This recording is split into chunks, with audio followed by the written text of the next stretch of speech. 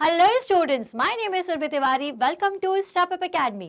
Last video में मैंने आपको ये बताया था कि किस तरह से साइंस एग्जाम के लिए प्रिपेयर करें।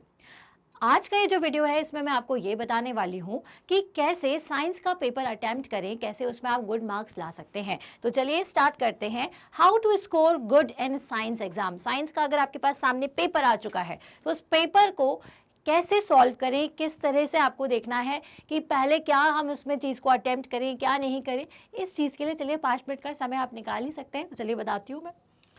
सबसे पहले तो read the question paper carefully. 15 minute का टाइम आपको दिया जाता है। इन 15 मिनट्स में आपको क्या करना है बच्चों, पूरा स्ट्रेटेजी जो है अपनी बना लेनी है कि सबसे पहले आप कौन सा क्वेश्चन अटेम्प्ट करने वाले हैं। ठीक है, इसके लिए सबसे पहले क्या किया करिए, जो आपको सबसे ज़्यादा ईजी लग रहा है उसको करिए। ठीक है, जो आपको सबसे ज़्यादा टफ लगता है, ठीक है, उसको आप थोड़ा सा लास्ट के लिए बचा करके रखिए और बीच में मॉडरेटेड जो आपको टॉपिक्स लगते हैं उनको रखिएगा।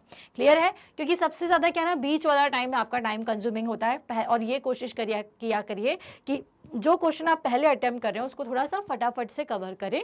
बहुत ज़्यादा सुंदरता पर ध्यान ना दें, मतलब कि ध्यान तो देना है बट ऐसा नहीं है कि बस उसको सजावट में आप लगे हुए और बहुत लंबा टाइम आपने उसमें ले लिया, ऐसा नहीं है।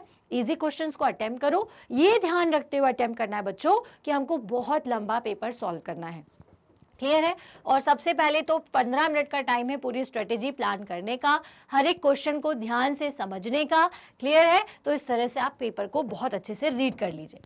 Next is look for the answers that you know and answer them first. तो सबसे पहले क्या करना है, जिनका आंसर्स आपको पता है उन्हें सबसे पहले सॉल्व करिए। जिनका आंसर में आपको कुछ डाउट है उन्हें थोड़ा लास्ट के लिए छोड़ दीजिएगा। क्योंकि क्या होता है कि जैसे आप पेपर देखते हैं तो हमारा जो माइंड है उसे ऐसा फील होने लगता है कि यार मुझे ये नहीं आ रहा, मुझे ये नहीं आ रहा है। बट जैसे ही आप पेपर लिखना शुरू करते हैं धीरे धीरे आपको सारी चीज़ें याद आ जाती हैं। तो जो चीज़ आपको बहुत अच्छे से याद है वो आपको लगेगी कि ये मुझे याद है, आप उसे लिख लेंगे। उसको लिखते आपका जो दिमाग है वो प्रोसेस करना शुरू कर देगा और जो चीज़ आपको टफ लग रही है धीरे धीरे वो भी ईजी लगेगी और उसमें भी क्या आंसर लिखना है ये आपको याद आना शुरू हो जाएगा। उसके कॉन्सेप्ट, उसका डायग्राम, उसका फ्लो चार्ट, उसके फॉर्मूले सब आपको याद होना शुरू हो जाएंगे।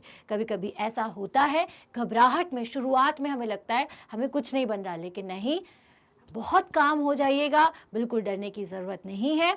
सबसे पहले जो इजी क्वेश्चन, कुछ भी इजी लग रहा है उसको लिखना शुरू कर दो, ऑटोमेटिकली सारी चीज़ें याद हो जाएंगी।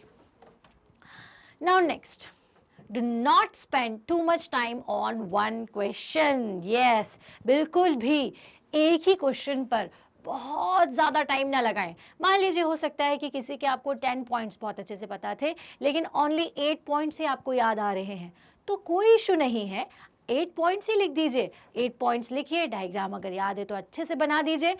हो सकता है कि डायग्राम का कोई पर्टिकुलर एक पार्ट का नाम आपको याद ना आ रहा हो, तो क्या उसके लिए आप बैठे रहेंगे? नहीं, उसको वहीं छोड़िए, पेज चेंज कीजिए, दूसरा क्वेश्चन लिखिए। अब जब आप क्वेश्चन लिख दें, अगर आपको तब तक याद भी नहीं आ रहा कोई बात नहीं, लास्ट के 15 मिनट्स में उसको याद करने की कोशिश करो। हो सकता है तब तक आपको याद आ जाए और फिर उसका आप वहाँ पर नाम लिख सकते हैं। क्लियर है ना? तो भाई किसी भी एक क्वेश्चन पर बहुत ज़्यादा बिल्कुल भी टाइम को नहीं वेस्ट करना है। Draw diagram with pencil, do not use the pen. अब देखिए क्या होता है कि बच्चे क्या करते हैं, ओवर कॉन्फिडेंस में कई बार पेन से डायग्राम्स बना देते हैं कि भाई ब्लैक पेन, ब्लू पेन, इन सब के कलरफुल यूजेस का यूज करके हम डायग्राम बना देंगे। बट ऐसा बिल्कुल ना करिए, पेंसिल का यूज करिए।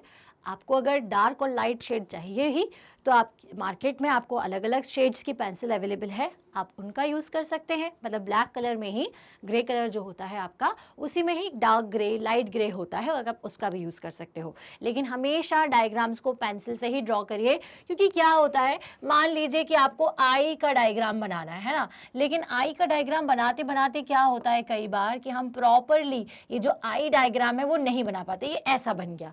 तो आप क्या करोगे, पेन से बनाओगे तो आपको कट करना पड़ेगा।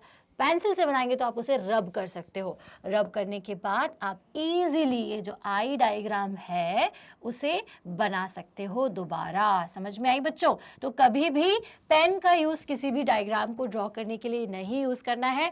ऑलवेज यूज पेंसिल्स, ठीक है ना? पेंसिल का यूज ही डायग्राम के लिए करें। पेंसिल आपकी प्रॉपरली शार्प होनी चाहिए। आप घर से जब निकलें तो शार्प करके रख लीजिए। एग्ज़ाम के एक दिन पहले रात में ही प्रिपेयर कर लेना कि भाई हमारे बॉक्स में पेंसिल और शार्पनर, इरेजर सारी चीज़ें हैं या नहीं है। क्लियर है ना?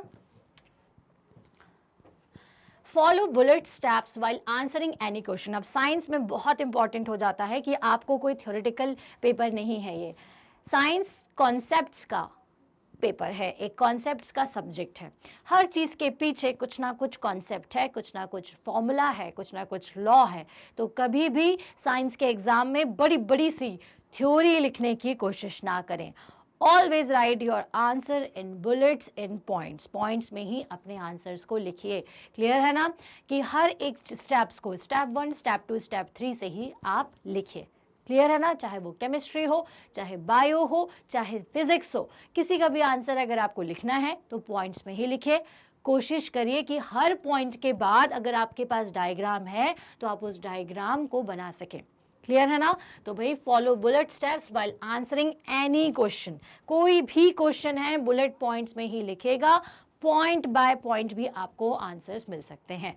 तो आई होप ये जो कुछ टिप्स मैंने आपको दी है ये आपके एग्जाम में आपके लिए हेल्पफुल रहे।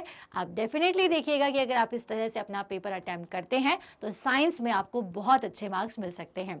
ऐसे ही सारे वीडियोस को देखने के लिए स्टेप अप एकेडमी को सब्सक्राइब करें, क्योंकि आपके एग्जाम की तैयारी से रिलेटेड सारे वीडियोस हमने ऑलरेडी प्रिपेयर कर लिए हैं।